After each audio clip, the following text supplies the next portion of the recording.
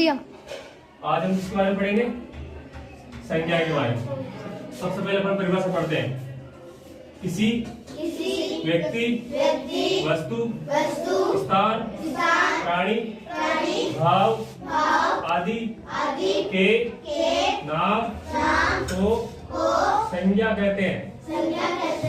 उदाहरण जैसे राम, तो राम क्या है? एक व्यक्ति है। क्या है राम? बिल्ली क्या है? एक स्थान। पुस्तक क्या है? एक वस्तु। और शेर क्या है? एक प्राणी। बुढ़ापा, वाह, बुढ़ापा की जगह अपन मोटापा लिख सकते हैं और शेर की जगह अपन हाथी लिख सकते हैं, कुछ भी लिख सकते हैं, ठीक है ना। संज्ञा के मुख्य रूप से कितने भेद होते हैं बेटा? मुख्य रूप से कितने भेद होते हैं?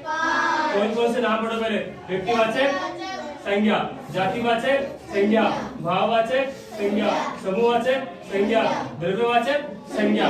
अच्छा, व्यक्तिवाचक संज्ञा में कौन कौन से नाम आते हैं? केवल नाम आते हैं। जैसे हिमालय, हिमालय क्या है? एक नाम है। पहाड़ तो बहुत सारे हो जाते हैं, लेकिन पहाड़ का भी एक नाम है। कौन सा? हिमालय। गांव, गंगा। नदियां बहुत सारी है, लेकिन नदी में से एक नदी का नाम क्या है? गंगा।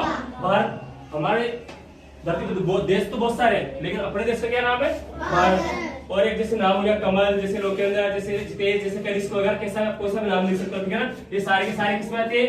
व्यक्तिवाचक संज्ञा में आते हैं। अब जातिवाचक, जैसे नदी, नदियां बहुत सारी है, नदी का नाम भी तो होता है ना, जैसे गंगा नदी, यमुना नदी। वैसे नदी की जाति उनकी जाति क्या है? वो एक प्रकार की नदी है।